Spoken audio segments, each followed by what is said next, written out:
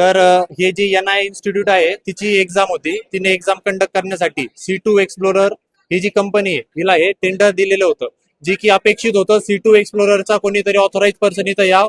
त्यांनी त्याच्याकडे पूर्ण डॉक्युमेंटेशन, पूर्ण अरेंजमेंटची जिम्मेदारी त्याच्याकडे होती, तो की इथे आला नाही. त्यामुळे जे काही दंगा जो होतोय, जो मॅनेजमेंटचा जो मिसयूज झालेला आहे, सगळं हे त्यामुळे झालेलं आहे. आमच्याकडे असलेला डॉक्युमेंट आम्ही C2 एक्सप्लोररचे रेग्युलरचे काही काम करणारे नाहीयेत. आम्ही फक्त डेलीज म्हणजे एक्झाम फक्त आज आहे, तर आज ते मग लोकलचे जे पण असणार आहे त्यांना त्या वेळेचं काय पर डे पेच्या हिशोबाने ते लोकलच्या मुलांना बोलून एक्झाम कंडक्ट केल्या जाते. या व्यतिरिक्तचे आमच्याजवळ कोणतेही राईट्स वगैरे काही नाही. एक्झाम कॅन्सल करणं, रिफंड करणं, जे काही असेल, जर आपल्याला पाहिजे असेल रिफंड, जर जी लिगल प्रोसिजर आहे त्या लिगल प्रोसिजरने आपण NI ला कॉन्टॅक्ट केला तर आपल्याला त्यावरती काहीतरी तोडगा भेटेल. आमचा इथे फक्त जसं आपण बघतो एक्झाम कंडक्ट करणारे आम्ही पेपर डिस्ट्रीब्यूट करू टायमावरती आणि नंतर ते पेपर कलेक्ट करून घेऊ.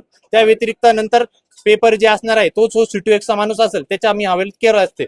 आणि माझ्यासोबत माझा मित्र आहे जो बोल ना, तुला काय मारू लागलं का? NI ना C2 कंपनीला टेंडर दिलंय. हा,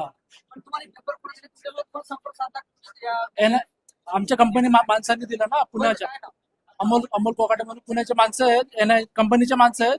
त्यांनी हा सेंटर अलॉट केले. या अलॉट नंतर मग आमच्याकडे आलं, आम्ही पेपर कंडक्ट करू लागलो. गव्हर्नमेंटचा काही याचा संबंध नाही. त्यांना जे कन्फ्युज होऊ लागलं IBPS वगैरे, तसं काहीच नाहीये. त्यांचा असा आरोप आहे की ते आले एक्झाम सेंटरवर, मात्र जे त्यांच्या एक्झाम सेंटरचे नंबर दिलेले, सीट नंबर वगैरे किंवा त्यांना आमच्या जे वरतून जे माहिती द्यायला पाहिजे, ती आमच्या माहिती मिळाली नाही. आमच्या वरच्यांनी जसं सांगितलं ना की फर्स्ट कम फर्स्ट सर्व्हच्या हिशोबाने बसवायचंय, त्या हिशोबाने फर्स्ट कम फर्स्ट सर्व्ह आणि आन्सर OMR शीटवर प्रत्येकाचं हे असतं, काय म्हणतात, हॉल नंबर, रोल नंबर असतं. तर त्या हिशोबाने बरोबर त्यांच्या ह्याच्यावर जातो. काही मुलांनी थोडंसं कन्फ्युजन करून घेतलं की त्यांचं IBPS एक्झाम आहे किंवा तिकडे फोटो बोलू, भोसडीच्या. खर्च फोटो बोलू. जे आहे ते सांग. हा ठीक आहे, सांग तुझे सांगशील ते खरं सांगायचं. त्यांना वाटतंय की बाबा गव्हर्नमेंट एक्झाम कंडक्ट करू लागली, गव्हर्नमेंटचा काही संबंध नाहीये. प्रायव्हेट कंपनी आहे, प्रायव्हेट कंपनी एक्झाम घेऊ लागली, प्रायव्हेट मुलांचं हे आहे. आणि ते पुढे काही प्रॉब्लेम आला तर NI कंपनीला तुम्ही संपर्क साधू शकता किंवा NI त्याच्यामध्ये आमचा काही संबंध नाही. आम्ही फक्त एक्झाम कंडक्ट करतो. 2 प्रश्न म्हणजे 200 मुलांची प्रश्नपत्रिका आले आहेत. 200 मुलांची इथं स्ट्रेंथ आहे. आणि हे शिशु विकास स्कूल मध्ये आम्हाला हे आलं. सुरेश शाळेचं कोणाकडे आहे? सुरेश बालकचं? हा, ते तिकडे आहेत ते. सुरेश बालक मंदिर आणि शिशुकास.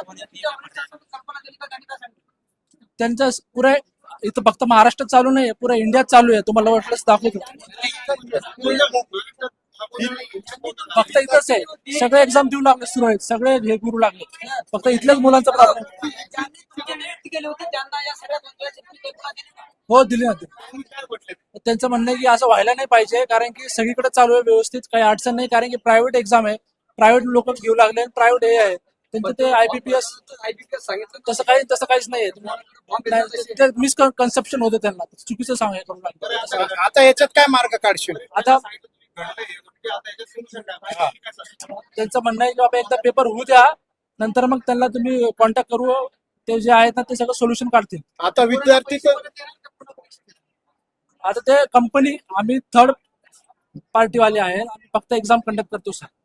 ते जे काही इश्यू आहे ना ते NI प्रायव्हेट लिमिटेड कंपनीशी तुम्ही संपर्क साधा. आता विद्यार्थी म्हणते की पेपर द्यायचे नाही. हा, C2 थर्ड पार्टीची कंपनी, आम्ही फक्त एक्झाम कंडक्ट करतो, आमचा काहीच संबंध. हा, माझं नाव ऋतुराज. पूर्ण